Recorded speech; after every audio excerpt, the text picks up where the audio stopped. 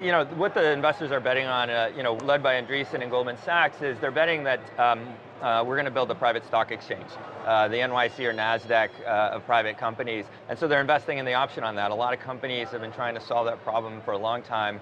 Nobody's cracked the code, and they're betting that we're the company that'll crack the code. How does Carta play into that? Yeah, so because we track equity and capitalization structures for these companies, now we know all the owners, the shareholders, the employees of this company, and we also are the transfer agent or the settlement platform. So now we can trade across these things. We have all the market participants, we have the brokerage accounts of these participants, and we're able to execute these trades between them. So what's the advantage of trying to build this type of stock market versus a publicly traded market? Sure, so it's a weird world that we have hyper liquidity in the public markets and zero liquidity in the private. 90% of the world's assets are actually privately owned.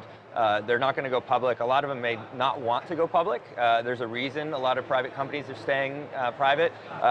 15 years ago, there's double the number of public companies today. Public company listings are shrinking. A lot of companies are actually going private. And but don't you think that happens during economic cycles anyway? Yeah, and I think private markets will follow public markets on economic cycles. But if you look at today, Amazon IPO'd at 400 million. Facebook IPO'd at 100 billion. And so a lot of the companies that are waiting longer, a lot of the alpha and growth curves are being done in the private world, and it's expanding access. Right, and that's one of the issues we saw with Uber and Lyft's IPO recently. Uber specifically, that company waiting 10 years essentially to go public. Totally. My mom, is locked out of access to that, 1 to $80 billion growth curve. She can't get ADX on her investment. Accredited investors can.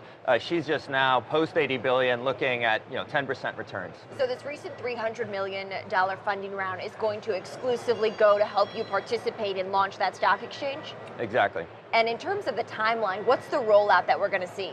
We're building this now. We have a great team that's built other stock exchanges, come in and build ours. It's a greenfield stock exchange. They can start from scratch. We also think we have a really innovative way to do liquidity, which drives trading costs to zero. So there's not going to be a spread in private company trading.